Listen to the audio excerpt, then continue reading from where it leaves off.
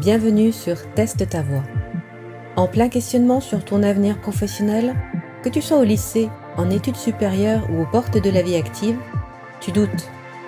Et c'est bien normal.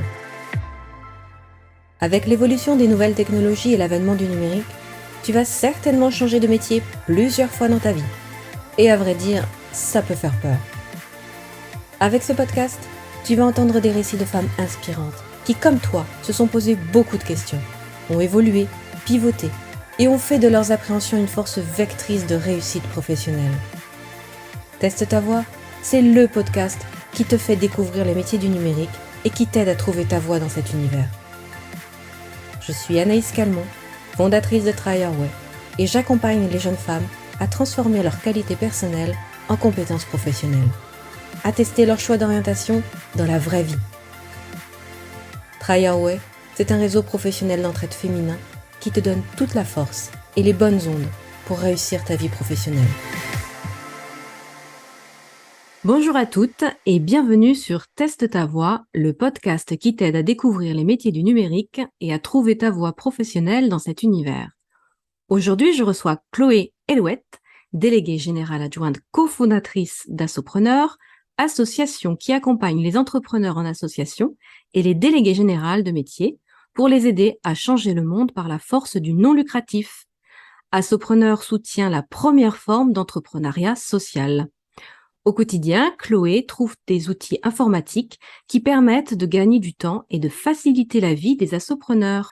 Bonjour Chloé, ravie de te recevoir dans ce podcast. Bonjour Anaïs, merci de ton invitation. Alors, dans un premier temps, est-ce que tu pourrais nous en dire plus sur Assopreneur et ton rôle au sein de l'association ? Donc, Assopreneur, nous accompagnons les personnes qui souhaitent entreprendre en association, donc c'est-à-dire les personnes qui se consacrent à 100% pour un impact, pour défendre une cause. Et ces personnes ont besoin d'être sécurisées aussi, donc ont besoin de créer leur emploi. Donc, on les aide en ce sens donc à pérenniser l'association et ça passe par la création d'un poste salarié. Et ton rôle dans l'association, quel est-il ? Alors, mon rôle dans l'association, c'est d'accompagner les personnes concrètement sur différents sujets, effectivement des sujets numériques. Donc, je les aide à se digitaliser parce qu'on a beaucoup de personnes qui sont parfois en reconversion professionnelle et qui ne maîtrisent pas l'outil informatique.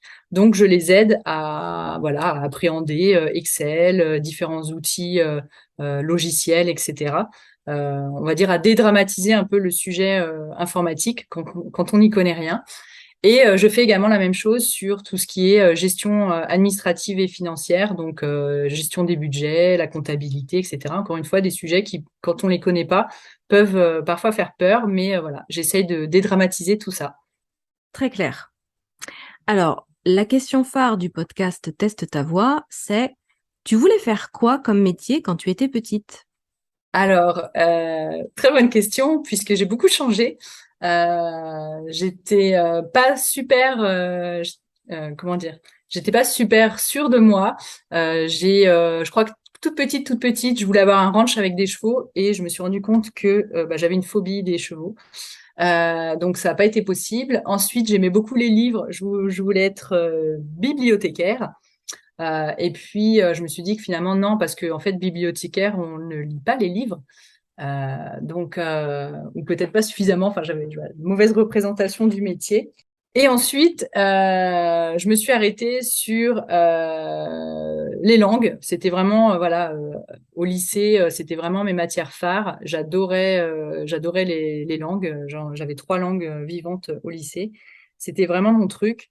Donc, j'avais une idée un peu floue de ce que je voulais faire plus tard, mais je savais que je voulais utiliser les langues. Donc, ça a été vraiment mon point de départ.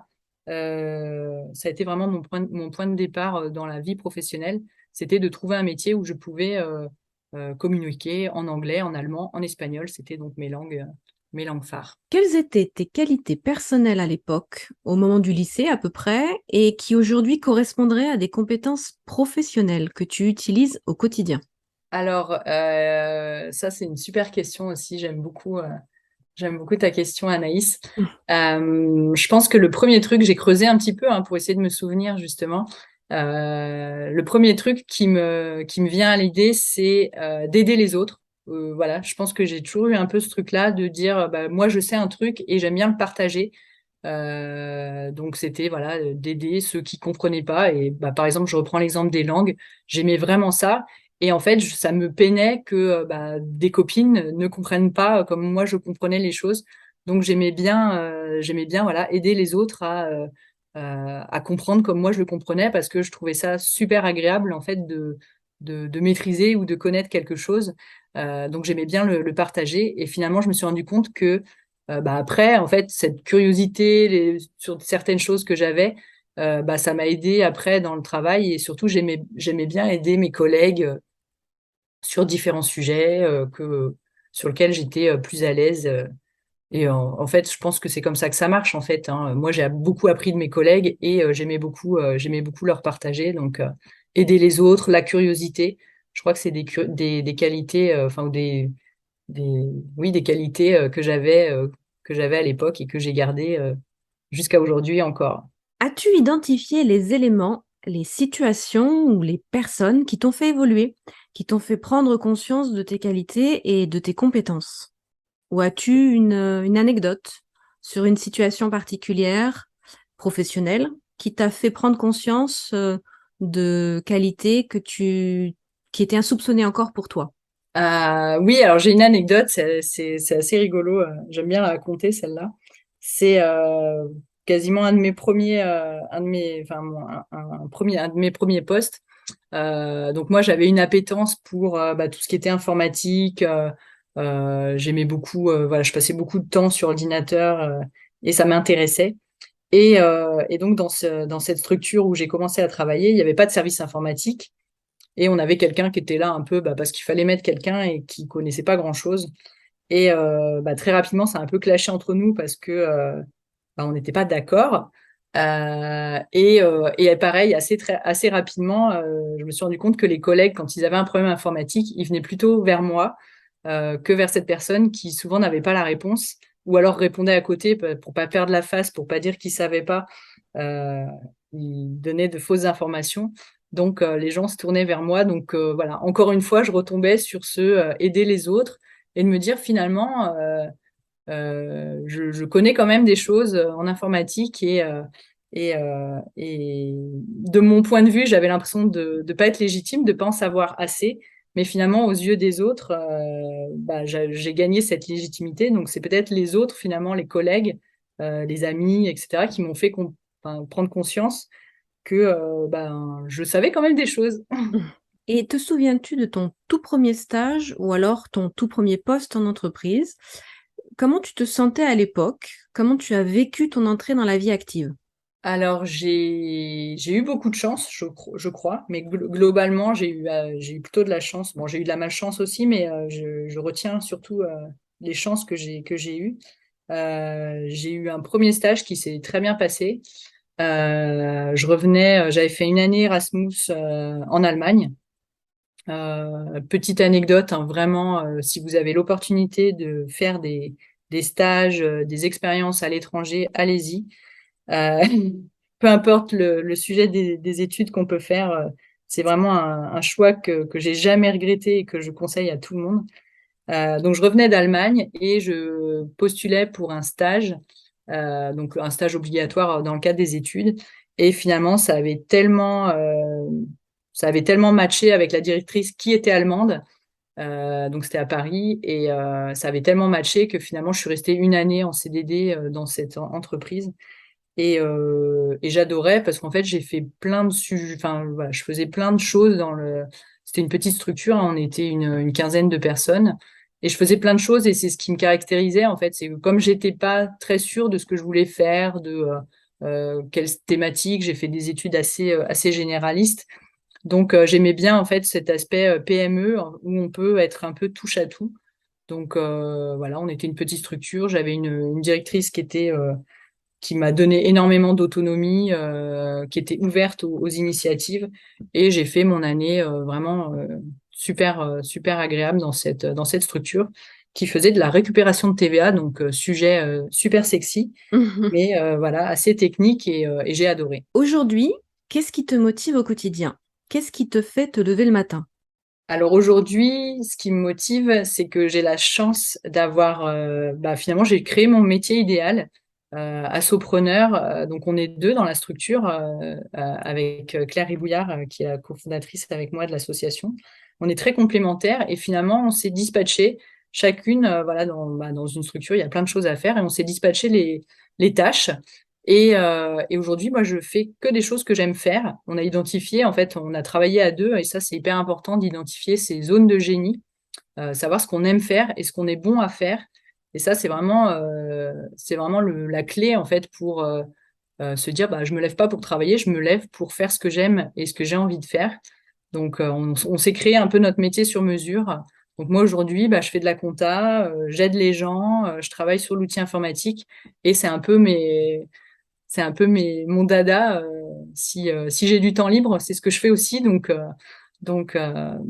c'est plus vraiment un travail, c'est mon métier idéal que j'ai créé.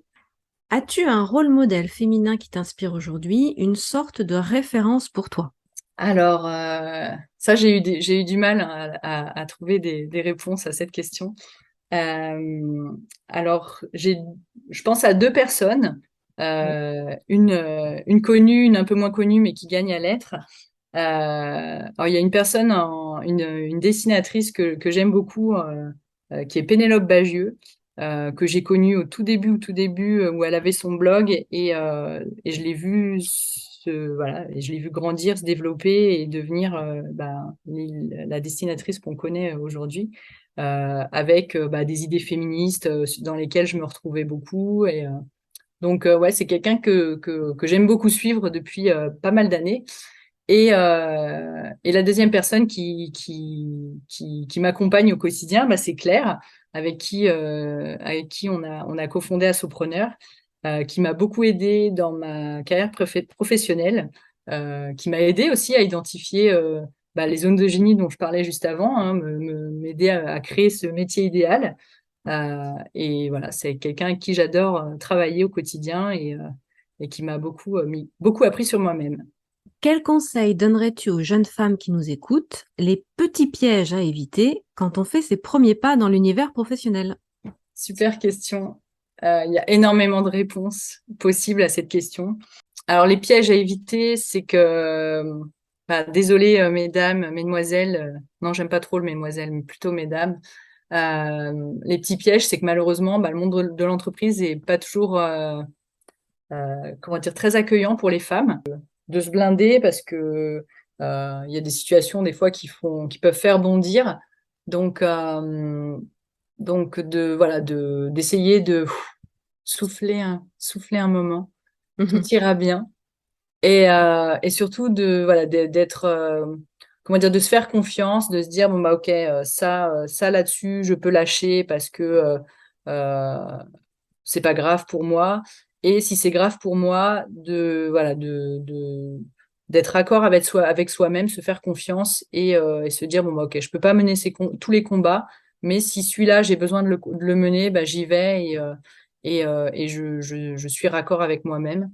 Aujourd'hui, que dirais-tu à une jeune fille qui souhaite travailler dans l'univers du numérique? Je dirais aux filles qu'il ne faut pas hésiter à écouter les personnes qui vous soutiennent, qui vous disent que si vous êtes légitime, si vous pouvez le faire, si vous avez votre place. Des fois, on est dur avec soi-même, on a tendance à pas se sentir légitime. Donc, je pense que le premier pas pour aider à se sentir légitime, c'est de faire confiance en fait aux gens qui vous entourent et qui vous encouragent.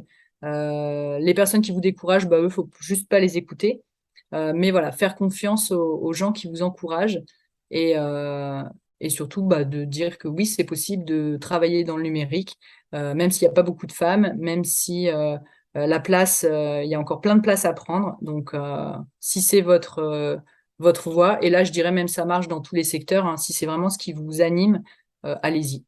Merci beaucoup pour cette interview. Merci pour ton témoignage et ton retour d'expérience. Je trouve ton parcours très riche et très décomplexant et j'espère qu'on aura réussi à réduire certains freins chez les femmes, car oui, on manque cruellement de femmes dans la tech. Et mon but, c'est que toutes les prochaines générations de femmes s'emparent du numérique et se fasse une place dans cet univers. Merci à toi Chloé. Merci Anaïs.